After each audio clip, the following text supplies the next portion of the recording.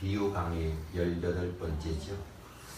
25번째까지 할 거니까 이제 얼마 남지 않았습니다. 오늘은 누가복음에 나와 있는 세 가지의 중요한 비유 가운데 마지막 탕자의 비유에 대해서 우리가 살펴보기를 원합니다. 오늘 읽었던 이 비유는 우리에게 가장 많이 알려져 있는 비유 가운데 하나입니다. 그것이 탕자의 비유죠. 이 탕자의 이야기는 영화로도 나왔고 연극으로도 나왔고 책으로도 나오고 불신자들도 다 아는 내용이죠. 그래서 이 탕자 그러면은 다른 말로 사람들이 용탕이다 그럽니다. 용서받은 탕자, 돌탕이라고 그러죠. 돌아온 탕자. 다음 주에 봐야 될 집안에 있는 탕자, 그런 집탕이라고 합니다. 아무튼 여러 가지 별명이 있는 내용입니다. 그런데 여러분 주의하실 상황이 있습니다. 이 말씀을 묵상할 때 꼭 여러분 주의해야 될 상황은 성경에서 너무나 잘 아는 이런 말씀을 전할 때마다 우리 마음속에 즉각적으로 일어나는 반응이 있습니다. 알지 알아. 그거 다 알지 뭐. 뻔한 내용이지 뭐. 라고 이야기를 합니다. 그때로는 이러한 우리의 태도가 이러한 선입견이 이 성경 말씀을 보다 깊이 있게 묵상하는 일에 방해가 된다는 사실을 주의하십시오. 다시 말하면 이런 말씀을 들을 때는 새롭게 듣는다는 말씀과 자세를 가지고 이 말씀을 드려야 됩니다. 저는 오늘 이 본문의 설교를 지금까지 한 10번 이상은 했던 것 같습니다. 새롭게 이 말씀을 묵상하면서 전에 깨닫지 못했던 새로운 사실들을 다시 한번 발견하게 됩니다. 이것이 성경의 매력이요, 이것이 성경의 깊이입니다. 자, 첫 번째 우리가 봐야 될 것은 예수님께서 이 비유를 말씀하시게 된 동기가 뭔가를 먼저 살펴보겠습니다.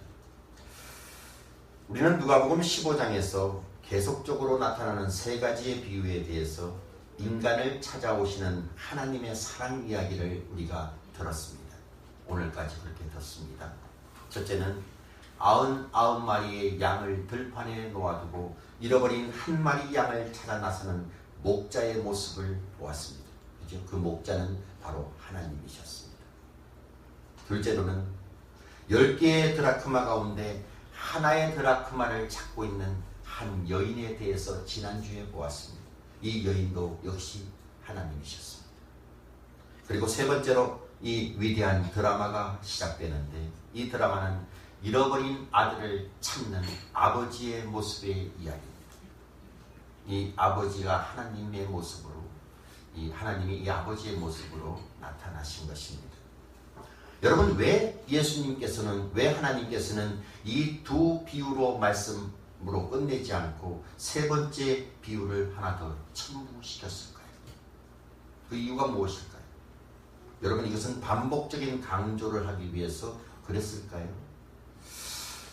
이 말씀을 좀 더 깊이 묵상해 보게 되면 주님께서는 하나하나의 비유를 말씀하시면서 그 비유 가운데 공통적인 진리를 우리에게 선포하십니다. 그러면서 하나씩 더 첨가되면서 보다 발전되고 보다 중요한 교훈을 하나님께서 말씀하시려고 하는 의도가 숨어 있다는 것을 우리가 발견하게 됩니다. 첫 번째 비유와 두 번째 비유, 다시 말해서 이런 양의 비유와 이런 드라크마의 비유의 차이점이 무엇이 있습니까? 지난주에도 말씀을 드렸습니다.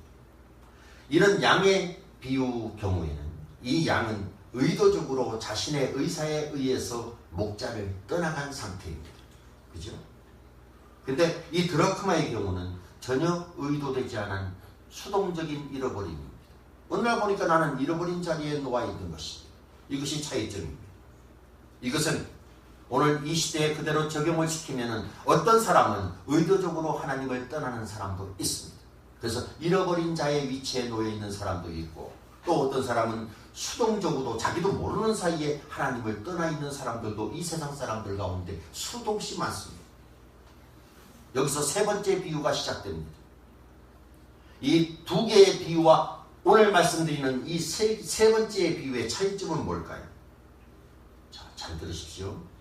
처음 두 개의 비유에서는 목자가 잃어버린 양을 찾고 여인이 잃어버린 드라크마를 무조건 찾는 것입니다. 똑같이 잃어버린 죄인을 향해서 찾아오시는 하나님에 대해서 말씀을 하고 있습니다. 자, 그랬을 때 우리 가운데 질문이 생깁니다. 하나님이 이렇게 찾아오시는데 죄인인 인간은 가만히 있어도 되는 것인가? 그냥 넋놓고 앉아있으면 되는 것인가? 그 질문에 해답을 주기 위해서 이 세 번째 비유를 말씀하시는 것입니다. 자, 하나님은 오늘도 찾아오십니다. 죄인을 찾아오십니다. 죄인의 입장에서는 무엇을 해야 될까요? 인간의 입장에서 해야 될 일이 무엇일까요? 내가 찾아오시는 그 사랑의 하나님 앞에 어떻게 반응해야 될까요? 이런 이유 때문에 이 세 번째 비유를 말씀하신다는 사실을 놓치지 마십시오. 여러분, 아들 편에서의 결단, 하나님이 찾아오시는데 죄인 편에서의 결단이 무엇인가, 이것을 상당 부분 조명하고 있는 것이 세 번째 비유입니다. 첫 번째나 두 번째나 세 번째나 하나님은 찾아오십니다. 그런데 죄인인 우리 인간이 어떻게 반응해야 되는가? 여기 나오는 탕자는 희망이 없는 사람이었습니다. 하나님과 인간 사이에 최악의 상황을 겪은 사람입니다. 먼 나라에 가서 모든 것을 다 낭비했습니다. 이 사람은 절망적입니다. 이 사람은 희망이 없는 사람이요, 요즘 시대의 말로 이야기하면 희망이 절벽인 사람입니다. 이것이 탕자의 경우예요. 자, 이 말씀을 더 확실하게 이해하기 위해서 오늘 말씀을 하게 된 배경을 잠시 또 한번 살펴봅니다. 이 말씀을 이해하기 위해서는 누가복음 15장 제일 처음 1절로 돌아가야 됩니다. 자, 1절 말씀을 여러분이 같이 한번 읽겠습니다. 1절 시작. 모든 세리와 죄인들이 말씀을 들으러 가까이 나아오니. 여기서 죄인들이란 아마도 창기를 지적하고 얘기하는 것 같습니다. 예수님은 세리와 창기들과 대화를 나누고 계셨습니다. 이 광경을 보고 못마땅하게 생각하는 한 무리가 있었습니다. 2절에 나와 있습니다. 2절의 말씀을 여러분 또 읽으십시오. 시작. 바리새인과 서기관들이 수군거려 이르되 이 사람이 죄인을 영접하고 음식을 같이 먹는다 하더라. 예수님 당시에는 창기와 세리들과는 어느 누구도 얘기를 하지 않으려고 했습니다. 금기시되어 있었습니다. 그런데 예수님께서 그들과 대화를 나누셨다는 것은 무슨 얘기입니까? 주님은 그들을 포기하지 않았다는 얘기죠. 그들을 사랑한다는 얘기입니다. 여러분, 오늘날 교회 다니는 사람들 가운데에서 아무리 오래되어도 변하지 않는 사람이 있습니다. 목회자 입장에서 쳐다보면 참 답답합니다. 안타깝습니다. 그러나 우리는 그들을 절대로 포기할 수가 없습니다. 하나님의 사랑은 그 사람을 반드시 변화시킬 거라는 것을 저는 믿습니다. 그래서 우리는 절대로 포기하지 않습니다. 하나님의 놀라운 구원이 그들에게 반드시 임할 것이라는 것을 우리는 보고야 말 것입니다. 저는 압니다. 우리 교회 가만히 보면요, 올해 들어와서 확 변화된 사람들이 많이 있습니다. 그래서 얼마나 감사한지. 대표적인 사람이 우리 김신명. 또 이 김신명. 아우, 신명이를 보면 저 어디서 청년부 MT 가서 저렇게 변해서 왔어요. 여러분, 우리 김신명 청년 주중에 만나고 싶으면 수요일 날 오면 만납니다. 또 얘기해 볼까요? 우리 이형주 집사. 작년부터 서서히 변하기 시작합니다. 지난주에 나왔지만 제가 다 알고 있어요. 이 변화된 모습. 또 얘기해 볼까요? 우리 이가영 집사님. 제가 안 보는 것 같지만 다 보고 있어요. 엄청 많이 변했어요. 전사님 같이 성경 공부를 하면서 이렇게 변화를 만들어냈습니다. 제일 놀라운 사실은 우리 김창식 집사님이 변한다는 사실을 아십니까? 집사님 보면 요새는 진짜 볼 때마다 은혜스러워. 하나님은 반드시 변화를 시킵니다. 여러분, 하나님은 우리 모두를 너무너무 사랑하십니다. 우리가 잘할 때는 하나님은 기뻐하시면서 우리를 사랑하십니다. 때로는 우리가 하나님을 떠날 때, 하나님 없는 자리에 내가 앉아있을 때, 하나님을 반역하는 자리에 앉아있을 때도 하나님을 슬퍼하시면서 사랑하십니다. 사랑하는 것은 동일합니다. 주님은 절대로 포기하지 않으십니다. 여기서부터 이 위대한 드라마의 세 번째 이야기가 시작되는 것입니다. 하나님께서는 내가 생각하기에 도저히 상대하고 싶지 않은 그런 사람도 포기하지 않고 사랑하신다는 얘기입니다. 다가오십니다. 그러면서 하나님은 끝없이 기다리시면서 또 한 번의 기회를 그 사람에게 줍니다. 자, 이제 탕자의 회개의 모습을 봅니다. 여러분, 이 세 번째 비유가 앞에 두 가지의 비유와 다르게 강조되어 있는 사실이 하나 있습니다. 그것이 뭡니까? 하나님께서는 죄인을 찾아오실 때 죄인의 마음속에 감동을 주십니다. 그리고 죄인의 마음속에서 하나님께 돌아가야 되겠다라는 사실을 깨닫게 해준다는 사실을 기억하십시오. 이때 죄인인 인간은 하나님께 어떻게 반응해야 될까요? 자, 죄인이 깨달았습니다. 하나님이 나를 사랑하시는구나. 아, 내가 돌아가야 되겠구나. 자, 이랬을 때 어떻게 행동하는 것이 옳을까요? 다시 쉽게 말합니다. 이것은 회개입니다. 회개를 어떻게 해야 될까요?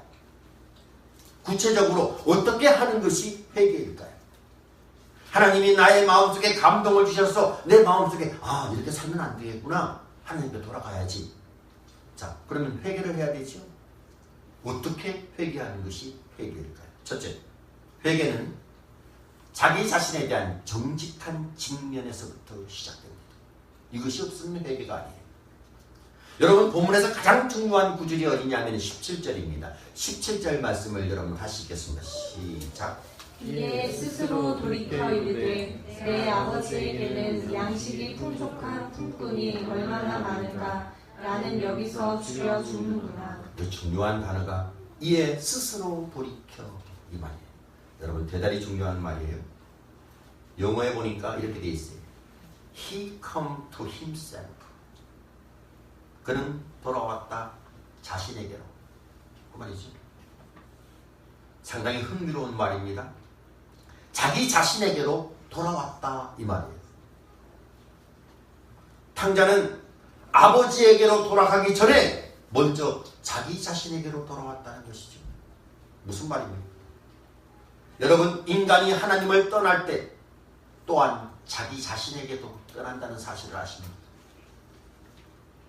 하나님을 상실하는 것이 자아 상실의 시작이다라고 이야기를 합니다.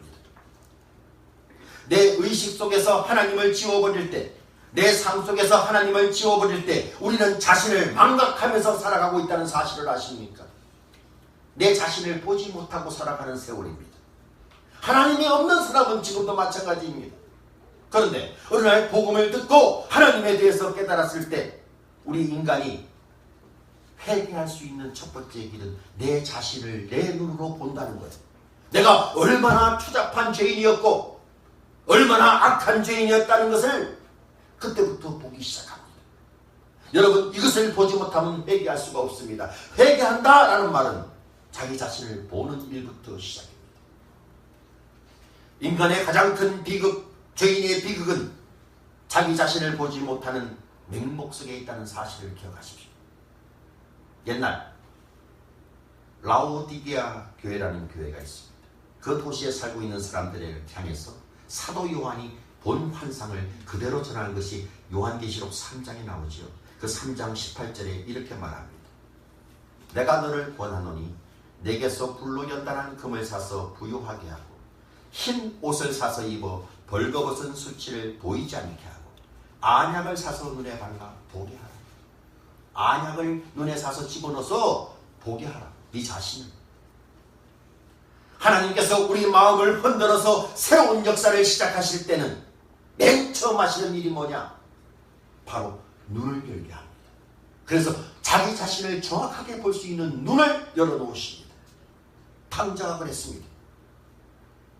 하나님께서 탕자의 눈을 열기 위해서 무엇을 사용했는지 아십니까? 흉년과 궁핍이라는 두 가지를 사용했습니다. 이것이 없어서는 절대로 눈이 열리지 않았습니다. 탕자가 자신의 주머니가 흥청거릴 때, 주변의 친구들과 함께 몰려다닐 때는 자기 자신을 잊고 있었습니다. 내가 어떠한 존재인지를 몰랐습니다. 자, 모든 것이 없어지기 시작합니다. 주머니가 텅 비기 시작합니다. 탕자는 오래간만에 이 모든 것이 없어지는 상황 속에서 자기 자신의 모습을 보기 시작합니다. 여러분 잘 들으십시오. 내 주머니에 돈이 있기 때문에, 내 머리에 지식이 있기 때문에, 그 사실 때문에 내가 하나님이 필요하지 않는다면, 내가 무엇을 가지고 있다는 그 사실이 나를 향한 하나님의 저주인 것을 아십니까? 반대로 내가 무엇이 없다는 사실 때문에 오히려 내 자신을 정직하게 대면할 수 있다면, 여러분, 없다는 것이 오히려 축복입니다. 하나님을 만날 수 있는 길이 열리기 때문에 그렇습니다. 하나님께서 탕자에게 자신을 볼 수 있는 눈을 주시기 위해서 또 하나의 상황을 허락하시는데 고독입니다. 고독하게 만들어 놓았습니다. 여러분, 우리가 많은 사람들 틈에 묻혀서 살아갈 때 나를 지지해주고 내 하는 일에 맞장구를 쳐주고 같이 웃어줄 사람이 있을 때는 자신에 대해서 눈을 감고 살아갑니다.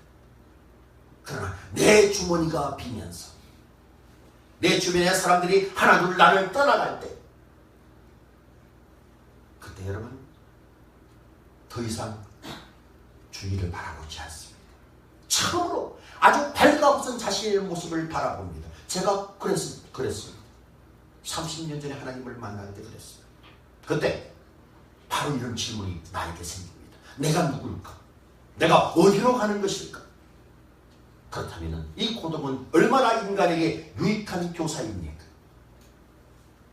하나님은 탕자를 고독한 순간에 몰아넣으셨습니다. 왜? 자신을 보게 하기 위해서. 꼭 기억하십시오, 여러분. 회개는 자기 자신에 대한 정직한 대면에서부터 시작됩니다. 여러분 자신을 정직하게 바라보십시오. 두 번째로, 탕자의 회개는 아버지에게 돌아가는 것이 유일한 해결책이라는 것을 생각하는 데서부터 출발합니다. 자신의 본 모습을 본 순간 탕자는 누구를 생각합니까? 아버지를 생각합니다. 탕자에게 있어서 이 순간 아버지는 자신의 마지막 소망이었습니다. 탕자가 자신의 발가벗은 모습을 바라보는 이 순간 아버지는 마지막 잎새 같은 소망이었습니다. 탕자는 전에는 자기 자신이 자신의 구세주라고 생각했고 돈이 자신의 생명줄이라고 생각했을 것입니다. 그러나 이 모든 것이 사라진 들판 위에서 탕자는 이제 의지할 수 있는 것은 단 하나입니다. 나에게 아버지가 계시지.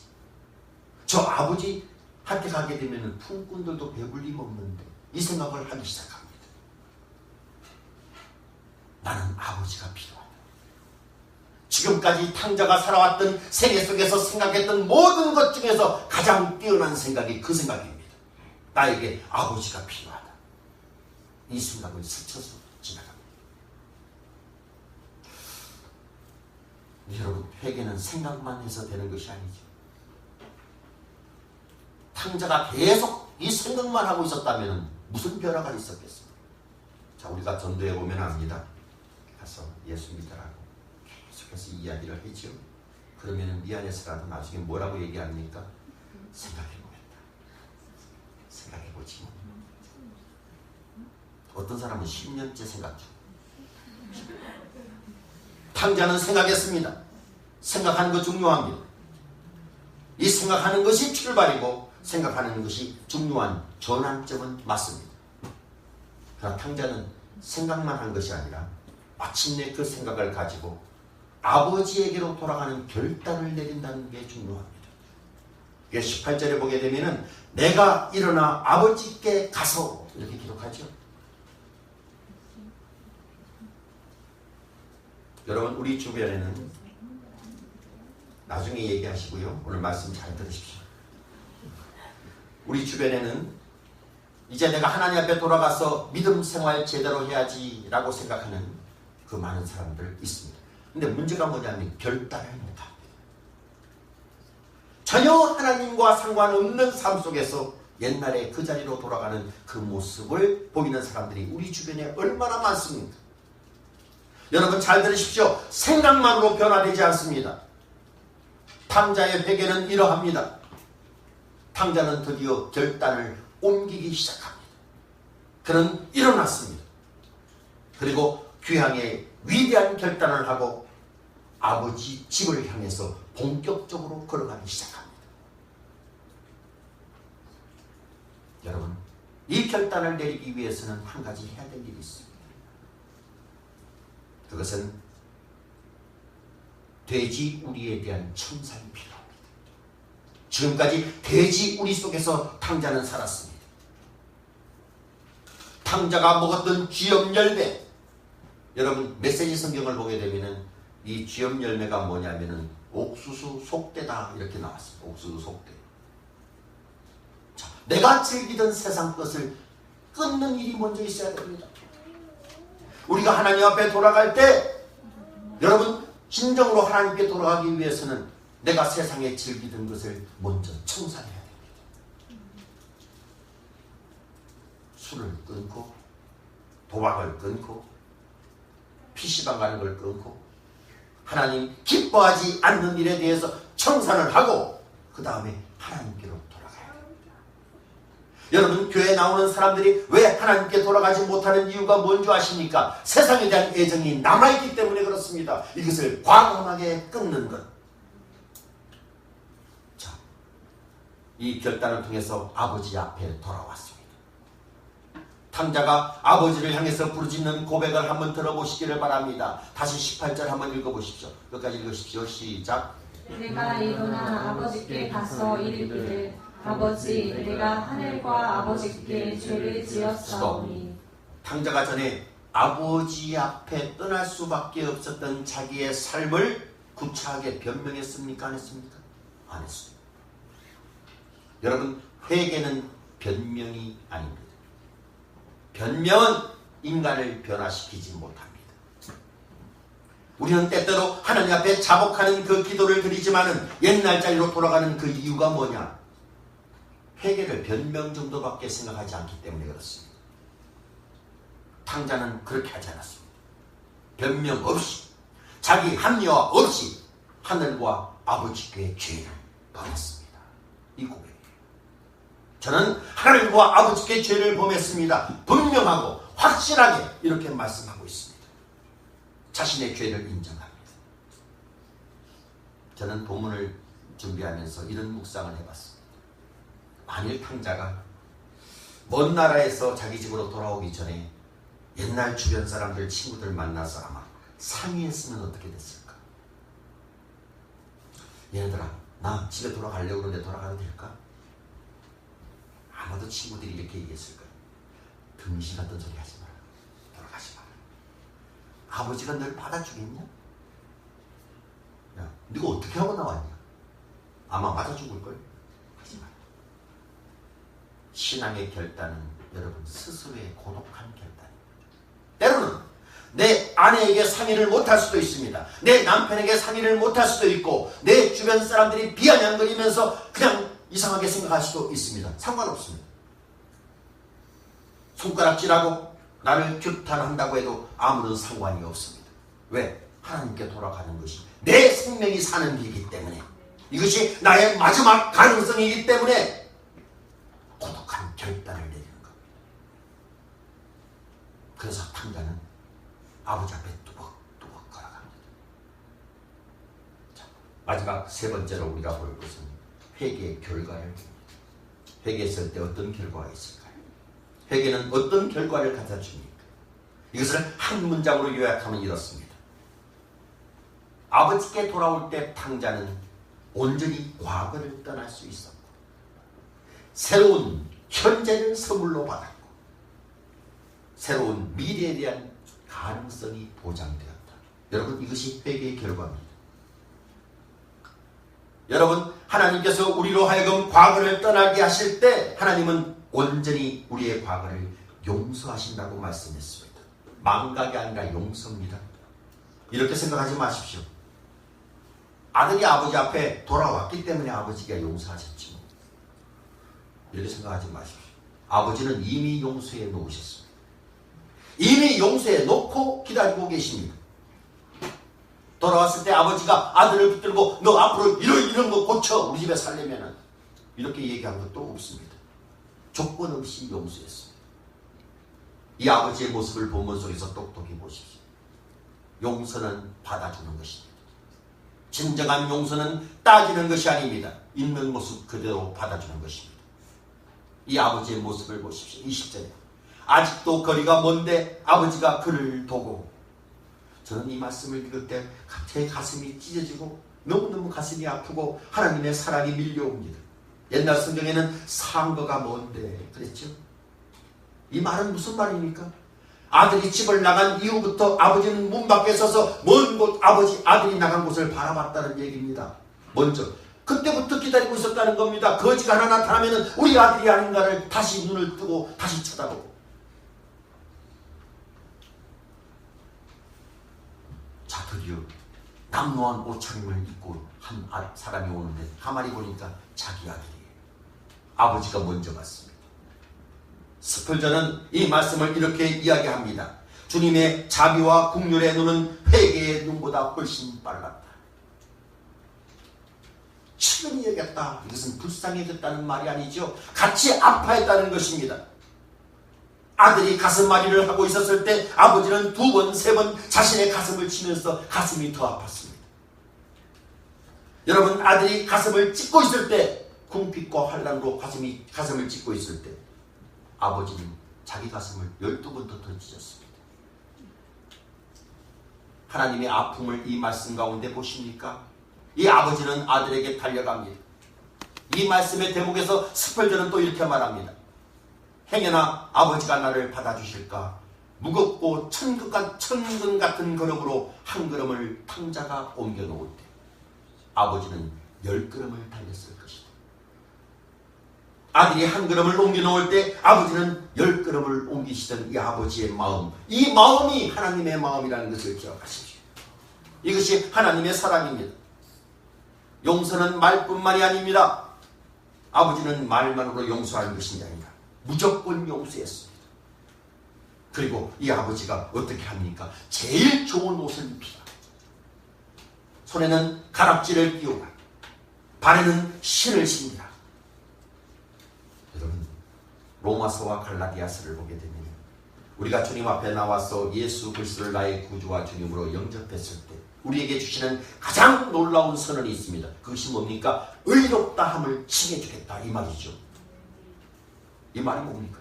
의롭다 하신다는 말이 뭡니까? 미국이 남북전쟁에서 북부의 승리가 거의 확실시 됐을 때 아브라함 링컨은 참모에게 이런 질문을 받습니다. 남북전쟁이 끝나면은 저 남부 사람들을 어떻게 대할 거예요? 하고 묻습니다. 그때 링컨은 이렇게 말합니다. 나는 전쟁이 일어나기 전의 상태 그대로 그들을 다룰 것이다. 탕자가 돌아왔을 때 아들을 맞아주시는 이 아버지의 모습을 보게 되면은 아버지가 아들을 어떻게 반기고 있다고 생각하십니까? 한 유명한 설교가는 이렇게 말합니다. 이 아들이 한 번도 죄를 범하지 않은 것처럼 지금 아버지는 그 아들을 대하고 있다. 여러분, 이것이 의롭다함이에요. 내가 한 번도 죄를 범하지 않은 사람처럼 하나님은 나를 대해주겠다, 이 말입니다. 나의 과거를 떠나게 하시고 내 누더기 옷을 벗겨주시고 그리고 나에게 제일 좋은 옷을 입혀주셨고 손에는 손가락 가락지를 끼워주셨잖아요. 이 가락지의 의미는 새로운 언약입니다. 발에는 신발을 신기라. 이것은 새로운 출발입니다. 여러분, 다음 주에 말씀을 보겠지만 사실은 먼 나라에 가 있는 탕자보다 더 큰 비극이 집안에 있는 탕자들입니다. 교회는 나오는데 하나님을 떠나 있는 사람 없는 것 같습니까? 맞습니다. 하나님을 아직까지 경험하지 못한 그 사람들에게도 주님은 지금 말씀합니다. 돌아오라. 그 음성을 들어야 됩니다. 들었다면 참으로 돌아와야 돼요. 하나님이 지금 부르십니다. 여러분 개개인의 이름을 부르고 아직 하나님을 영접하지 못한 사람들에게 돌아오라고 이야기를 하십니다. 먼저 용서하시고 기다리시는 그 주님의 사랑을 정말로 외면하지 마시기를 바랍니다. 그리고 다시 한번 부탁드립니다. 다음 주에 이웃 정예배 여러분 주위에 잃어버린 자들 무지하게 많죠. 다시 한번 여러분에게 질문합니다. 도전합니다. 천국과 지옥을 여러분은 믿습니까? 여러분들이 천국 갈 확신이 여러분 마음속에 있습니까? 그렇다면 내 아버지를 그냥 놔두겠습니까?